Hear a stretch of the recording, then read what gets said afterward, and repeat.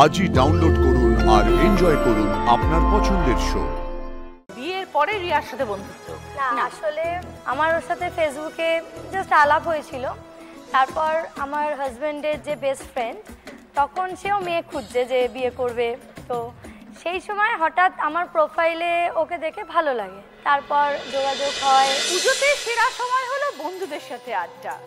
সকাল থেকে শুরু হয় ফোনে সারাদিনের প্ল্যানিং, তারপরে একসাথে মণ্ডপে মণ্ডপে ঘোরা, একজন পোজ দিলে আরেকজন ফটো তুলে দেওয়া। সারা দিনের আড্ডা আর খাওয়া দাওয়ার পর মহানবমীর সন্ধ্যায় ঠাকুর দেখা। আর 4 বন্ধু জুটি আমার মঞ্চে উপস্থিত, সবাইকে ওয়েলকাম। প্রথমে আছে শর্মিষ্ঠা মুখার্জি, শ্রাবণী দাস।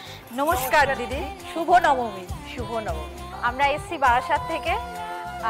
আমরা 2 বন্ধু, বিগত 13 বছর ধরে এত বছর আমরা নবমী কাটিয়েছি, কিন্তু এই নবমীটা ভীষণভাবে স্পেশাল।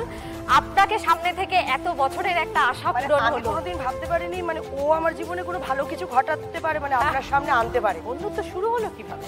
বন্ধুত্ব শুরু হলো আমাদের স্কুলে বাচ্চাকে ভর্তি করতে গিয়ে। প্রিপারেটরিতে যখন ভর্তি করতে যাই, তখন ও আমার আগে ভর্তি করেছে, আমার মেয়েকে আমি এলকেজিতে ভর্তি করেছি। তো এদের অলরেডি একটা গ্রুপ ছিল। আমি তারপর পরের বছর যাই, তো আমি এমনি পাশে দাঁড়িয়ে থাকি, ওদের গল্প শুনি, দিয়ে আস্তে আস্তে ওরা আমার সাথে কথা বলে, আমি ওদের সাথে কথা বলি, আশেপাশে ঘুরতে মানে যাই ওদের সাথে। এই করতে করতে করতে করতে একদিন মানে ওর ব্যাপারটা হচ্ছে ছড়ায় আর আমি গোটাই।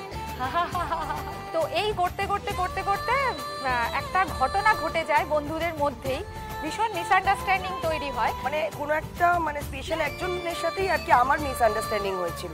তো আমার কাছে কথা হচ্ছে আমার সাথে ওর ঝামেলা হয়েছে, মানে তোদের সাথেও করতে হবে, নাহলে আমি থাকবো না। তো সেই জায়গাটায় ওর ব্যাপারটা কি, মানে ও সবসময়ের জন্যই আর কি আচ্ছা ঠিক আছে আচ্ছা। ওই মিসআন্ডারস্ট্যান্ডিংটা যখন শুরু হয়, তখন ওকে কেউ সামলাতে পারছিল না, মানে ওখানে একটা অন্য পর্যায়ে চলে গেছিল। শেষে আমাকে সবাই বললো তুই যা। খুব রাগী? হ্যাঁ, মানে রাগী বলতে শর্ট টেম্পার, ভীষণ, মানে মেরে দেবো, আজকে তোকে এই করে দেবো, আজকে আয় তোকে মানে ছুঁড়ে ফেলে দেবো, এইরকম টাইপের ছেলে ছেলে ব্যাপারটা। ওই মানে মহিলারূপী একজন পুরুষ আর ভাবতে বলতে পারেন। এবার শেষে গিয়ে আমি ওকে মানে সামলাই, মানে আচ্ছা ফোন করে, আচ্ছা দেখছি, দাঁড়া শান্ত হ, আমি দেখছি ব্যাপারটা। এই করতে করতে করতে করতে মানে তখন এর জন্য ধামাচাপা। এই করতে করতে তখন ও সবকিছু, ওর সমস্যা, ওর যা কিছু আস্তে আস্তে আমাকে ফোনে বলতে থাকে। মানে আমাদের ফোনটা হয় 1.5 ঘন্টা, মানে শেষে কল সেন্টার থেকে কেটে দেয়, দিয়ে তারপরে আমরা আবার ফোন করি, তারপর 50 মিনিট গল্প করি যে আমাদের ফোনটা কেন কেটে দিল। এই করতে করতে তারপর কোথাও গিয়ে একটা দুজনের মনের মিল থাকে। এই হতে হতে ওই আমাদের গ্রুপের মধ্যে আমরা দুজন স্পেশাল হয়ে দাঁড়াই। ওকে। আমরা চুঁচুড়া থেকে এসেছি, তবে আমি বাংলাদেশের মেয়ে। আচ্ছা। এত বছর ধরে আমি বাংলাদেশে থেকেই তোমাকে দেখে এসেছি। তো এইবারই প্রথম নবমীর দিনে এখানে এসেছি, ভীষণ স্পেশাল আজকের দিনটা। দোলন বাংলাদেশে থাকতে এখানে বিয়ে হয়েছে? হ্যাঁ, এখানে বিয়ের পরে রিয়ার সাথে বন্ধুত্ব? না, আসলে আমার ওর সাথে ফেসবুকে জাস্ট আলাপ হয়েছিল। তারপর আমার হাজব্যান্ডের যে বেস্ট ফ্রেন্ড, তখন সেও মেয়ে খুঁজছে যে বিয়ে করবে। তো সেই সময় হঠাৎ আমার প্রোফাইলে ওকে দেখে ভালো লাগে, তারপর যোগাযোগ হয়, এই 2 বাড়ির কথা হয়, তারপর ওদের বিয়েটা হয়। সেই থেকেই আমাদের ক্লোজনেসটা বাড়ে, দুজনের বন্ধুত্ব আরও বাড়ে। তারপর আমার মেয়ে হয়, তো মেয়ের সাথে ওর একটা অন্যরকম সম্পর্ক তৈরি হয়ে যায়। 2 দিন হয়তো এমন হলো যে মেয়ে দেখতে পাচ্ছে না, মা মাইয়া কেন আসছে না, মা মাইয়ার বাড়িতে চলো, মানে ওকে না দেখলে আমার মেয়ে মানে পাগল হয়ে যায়, এরকম একটা ব্যাপার। এবার ও বাংলাদেশ থেকে সব কিছু ছেড়ে ছুড়ে এসছে। তারপর আমারও যেটা হয়, স্কুল লাইফ, কলেজ লাইফ সব শেষ হওয়ার পর একটা থাকে না যে মেয়েদের সবার সাথে যোগাযোগ হয়ে ওঠে না, ওই যে ওরও তখন একটা ফাঁকা জায়গা, আমারও একটা ফাঁকা জায়গা। তো হঠাৎই আমরা দুজনে ক্লোজ হয়ে যাই অনেকটা। এটা কত বছরের বন্ধুত্ব?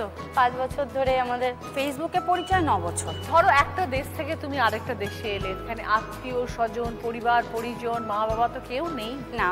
তো প্রথম কি মনে হলো যেখানে সে যে একা একা থাকলে? এইটুকু ভাবতাম যে ওকে তো আমি অনেক আগে থেকেই জানতাম, এই জন্য ওর থেকে এত বেশি ক্লোজ, ওর সাথে কথা বলতাম। আর আমি এখানে মানে কিছুই যখন জানি না, চিনি না, ওকে সাথে সাথে করে ফোন করতাম যে এইটা আমি যাব, এটা কোথায় পাবো, মানে এইভাবে ঠিক শুরু হতে হতে তারপর ধীরে ধীরে আমাদের বন্ধুত্বটা খুব ক্লোজ হয়ে গেল। আমরা রোজই মোটামুটি দেখা হয়তো 1 দিন 2 দিন অন্তর অন্তরই হয়, যেহেতু বাড়িটাও পাশাপাশি, মানে পাড়া, একই পাড়ার মধ্যে বাড়ি। মানে পায়ে হেঁটে 2 মিনিট। এরপর আছে ত্রিপর্ণা মান্না, মৌসুমী সর্দার। নমস্কার দিদি। নমস্কার দিদি, শুভ শুভ নবমী। নবমী। আমরা গড়িয়া থেকে এসেছি, আমাদের দীর্ঘ 20 বছরের বন্ধুত্ব। 20 বছরের বন্ধুত্ব। হ্যাঁ দিদি, স্কুল স্কুল লাইফ থেকে ক্লাস 11 থেকে ওর সঙ্গে আমার আলাপ। দুজনের স্কুল আলাদা ছিল, বাট কোচিংয়ে আমাদের বন্ধুত্ব ছিল। শুরু হলো কিভাবে? কোচিংয়েই আলাপ। তা আমরা ভাবিনি যে আমাদের সম্পর্কটা কলেজে গিয়ে এতটা গাঢ় হবে, কোনো প্ল্যান ছিল না। বাট অ্যাডমিশন হওয়ার পরে দেখলাম একই ডিপার্টমেন্টে, ও বেঙ্গলি অনার্স আমিও বেঙ্গলি অনার্স। যখন কলেজে যেতাম দুজনে, তা ও অনেক সময় হেঁটে যাওয়ার চেষ্টা করতো। দুজনে একই জায়গা থেকে যেতাম, এলাকাটা আলাদা ছিল বাট যেতাম গড়িয়া থেকে। এবার ও বাসে যেত, আমি ট্রেনে যেতাম, যে আমার ফ্যামিলির কি কন্ডিশন বা আমি কোনটা চেপে কোনটা করছি ও সব জানতো। ও কি করতো, ও এক্সট্রা টিফিন আনতো কাকিমাকে বলে। এবার ও বাসে আসতো, ওর সব ঠিক ছিল, বাট তাও আমাকে কোম্পানি দেবে বলে আমার যেন একাকিত্ব বোধ না হয়, আমার যেন খারাপ না লাগে, সেই জন্য ও কি করতো, রাসবিহারী থেকে আমরা বালিগঞ্জে হেঁটে আসতাম, ও আমার সাথে হেঁটে আসবে।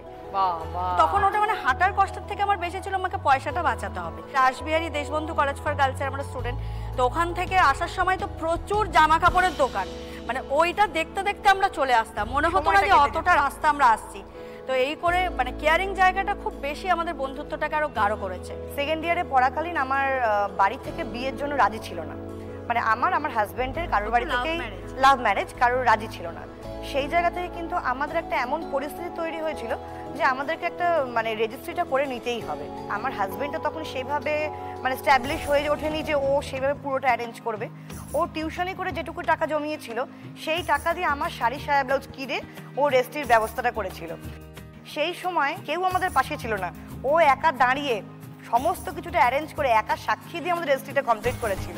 এমনকি বিয়ের পর যখন মানে সবাই শ্বশুরবাড়ি যায়, আমার শ্বশুরবাড়িটা অনেকটা দূরে, সবাই যে যার বাড়ির লোক বা বোনকে নিয়ে যায়, আমি কিন্তু ওকে নিয়ে গেছিলাম, কারণ আমি একমাত্র কমফোর্টটা ফিল করতাম ওর সঙ্গে। এবার ও সেকেন্ড ইয়ারে থাকতে থাকতে বিয়ে হয়ে গেছে, এবার আমি গ্র্যাজুয়েশন কমপ্লিট করেছি, তারপর আমারও বিয়ে হয়ে গেছে এবং তারপর আমার মেয়েও হয়েছে। আমার বর্তমান 2টো মেয়ে। তোমার 2টো? হ্যাঁ, আমার বড় মেয়ে আর ওর ছেলে হচ্ছে বেস্ট ফ্রেন্ড, তারা একই স্কুলে পড়ে। আমার কোথাও গিয়ে আমাদের মনে ছিল যে আমরা কিছু একটা করব, পড়াশোনা করে বাড়িতে বসে থাকবো না। এবার সেই সঙ্গে ও তো আমাকে এনকারেজ করেছে, আমি ওকে কি করা যায় আর তার সাথে আমার মা, বোন আর আমার হাজব্যান্ড, ইভেন ওর হাজব্যান্ডও। মানে খুব ভাগ্য করলে এরকম ফ্যামিলি আর হাজব্যান্ড পাওয়া যায়, এত সাপোর্টিভ। দুজনেই মিউজিশিয়ান, সেখান থেকেই বন্ধুত্ব প্রোগ্রামে।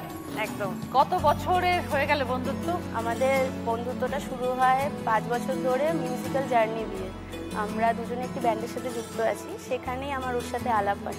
আর আমাদের বন্ধুত্বটা এতটাই গভীর হয়ে যায় যে কখনো মনেই হয়নি যে ও ছোট থেকে আমার বন্ধু নয়। একদমই না। এতটাই গভীর বন্ধুত্ব আমাদের। আমরা মিউজিক শোজ সব একসাথে করা, ঘুরতে যাওয়া, তারপরে পুজোতে এত মজা করছি আমরা। নবমীতে সকালে শো করে আমরা এখানে আসলাম, খুব স্পেশাল। তো দুজনেই বন্ধুত্বের মধ্যে দোষ গুণ কি আছে, দুজনের কি বুঝলে? ও একদম আমার অপোজিট। আমি খুব সাজগোজ করতে ভালোবাসি, কিন্তু ও হচ্ছে একদমই অপোজিট, একদম সাজবে না। তাহলে বন্ধুত্বটা হলো কিভাবে? অ্যাকচুয়ালি আমি গিটার বাজাই আর ও কিবোর্ড বাজায়, সেই জন্য আমাদের মেলোডি সেকশনটা যেহেতু আমরা ব্যান্ডে হ্যান্ডেল করি, তাই সেখান থেকেই আমাদের আস্তে আস্তে ফ্রেন্ডশিপটা গভীর হয়ে যায়। না, তার মধ্যে খুনসুটি ঝগড়াও রয়েছে। ঝগড়াটা বোধহয় মিতালি বেশি করে নাকি? হ্যাঁ, একটু ও বেশি করে, একটু বেশি করে। আর দুজনের মধ্যে কে বেশি রাগী? আমি